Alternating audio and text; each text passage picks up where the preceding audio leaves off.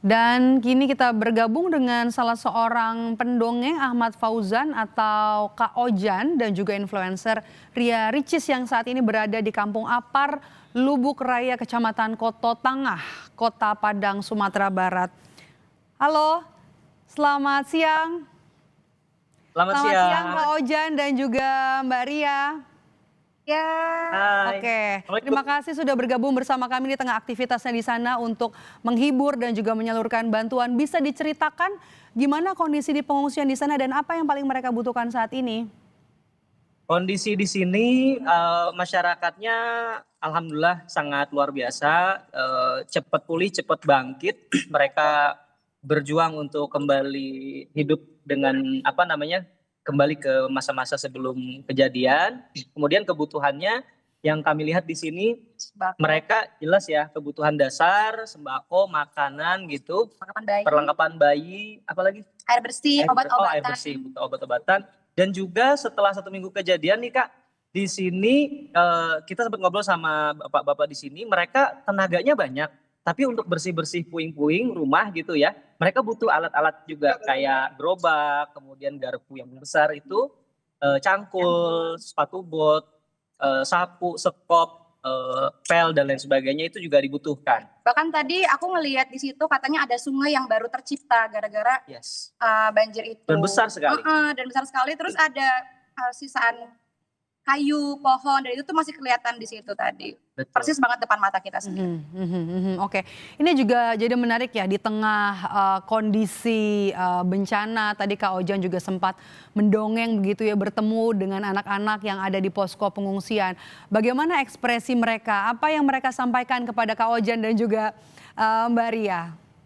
Mereka senang banget karena tadi kita membawakan tentang cerita tolong menolong. Betul. Kak Ojan tadi juga main gitar, aku ajak main games yang banyak, mereka juga happy banget, bahkan juga ibu-ibunya pada ikutan ya Kak ya. Dan anak-anak itu memang kecenderungannya lebih cepat pulih dibandingkan orang dewasa sebenarnya. Kita tuh nggak butuh effort besar, bawakan alat gambar, pensil, pulpen, pewarna, kertas, mereka udah seneng. Kita main game biasa, mereka udah asik gitu. Jadi anak-anak di sini yang ada cerita, ada satu anak yang hanyut pada saat kejadian itu 1 kilometer dari rumahnya.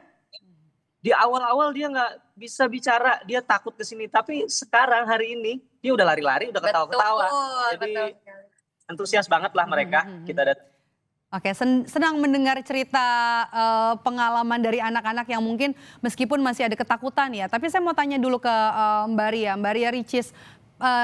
Pengalaman yang berkesan saat mendongeng di posko pengungsian apa, Mbak Ria? Pengalaman berkesan saat mendongeng tadi.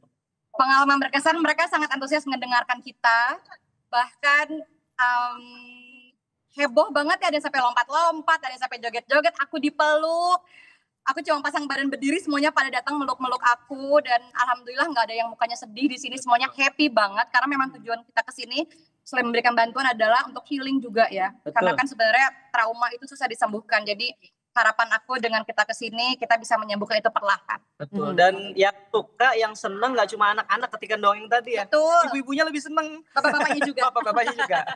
Oke, Jadi, selain sama stres supaya tidak Betul. berlanjut menjadi gangguan psikologis yang lebih berat.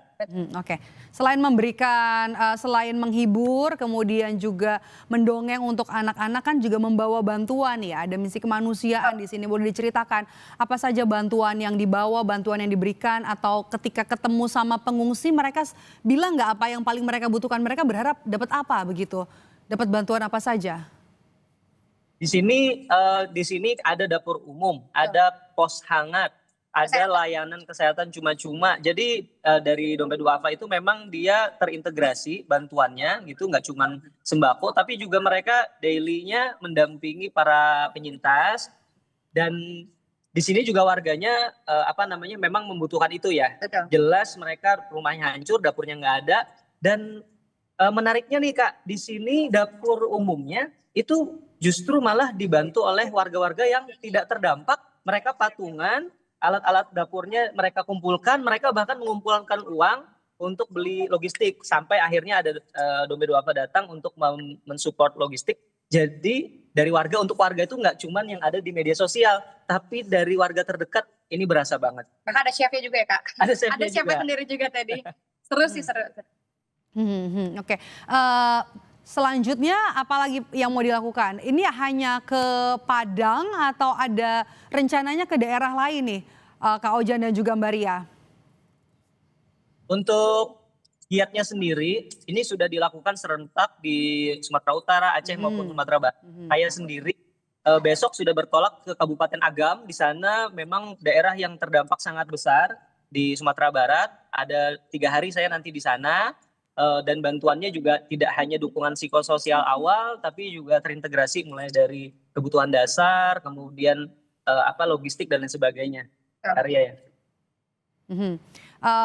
Kalau dari Mbak Ria Ricis ini kan influencer ya, kemudian juga banyak sekali aktivitasnya dan juga punya banyak followers untuk bisa menggerakkan banyak orang untuk memberikan bantuan ya kepada saudara-saudara kita yang ada di Sumatera Utara, di Aceh dan juga di Sumatera Barat untuk bisa mendapatkan bantuan karena kan kita lihat ini banyak anak-anak juga harusnya sekarang kan selain trauma kita juga tahu ini sebentar lagi sudah mau masuk masa ujian begitu ya. Apa yang mau Mbak Ria Ricis sampaikan kepada pemirsa Kompas TV yang saat ini mungkin sedang melihat gitu untuk menggerakkan hati mereka untuk bisa terus mengirimkan bantuan kepada saudara-saudara kita yang saat ini tertimpa musibah?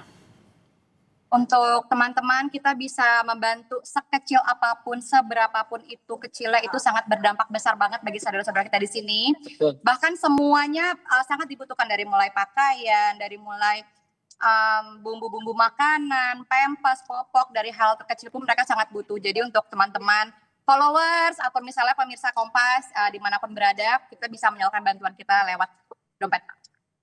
Oke, baik.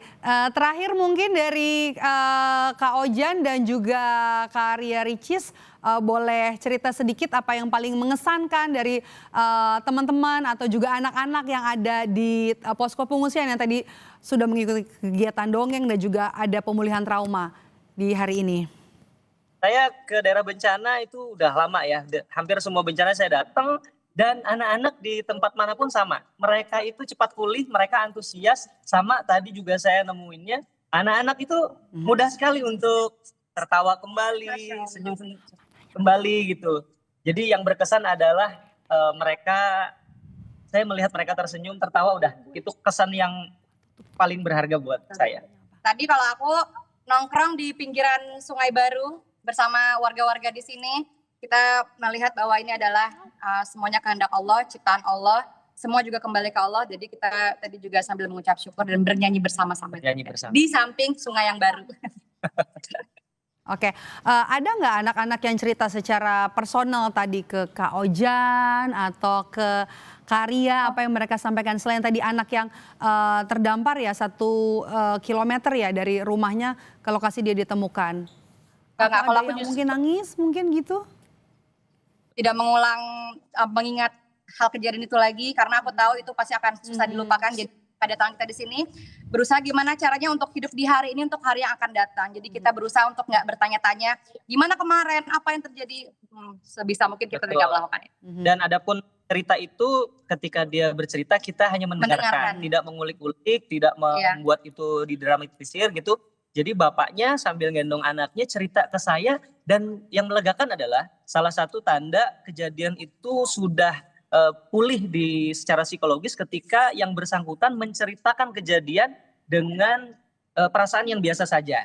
Dan saya menangkap bapak itu dan anak tadi dia udah main-main di pinggir sungai, mohon maaf ya, sungai yang membuat dia hanyut gitu ya. Tapi dia udah main-main, lari-lari, senang-senang gitu. Itu melegakan buat saya. Artinya ini potret pulihnya mental penyintas di sini dan saya pikir semoga penyintas di tempat-tempat lain juga demikian. Betul sekali. Oke, ke depan harapannya gimana nih Kak Ria dan juga Kak Ojan? Harapannya semoga teman-teman banyak yang mengirimkan bantuan, semuanya cepat pulih. Amin. Cepat kembali seperti semula dan tidak ada lagi bencana alam di mana-mana. Amin. Bencana, bukan bencana alam. Bencana. Bencana, karena ini bukan bencana alam. Baik, baik. Terima kasih Kak Ojan dan juga Kak Arya Ricis sudah memberikan hiburan, sudah mendongeng, menghibur anak-anak yang meskipun saat ini terdampak bencana yang terjadi di Sumatera Barat. Terima kasih, sehat selalu Kak Ojan dan juga Kak Arya Ricis.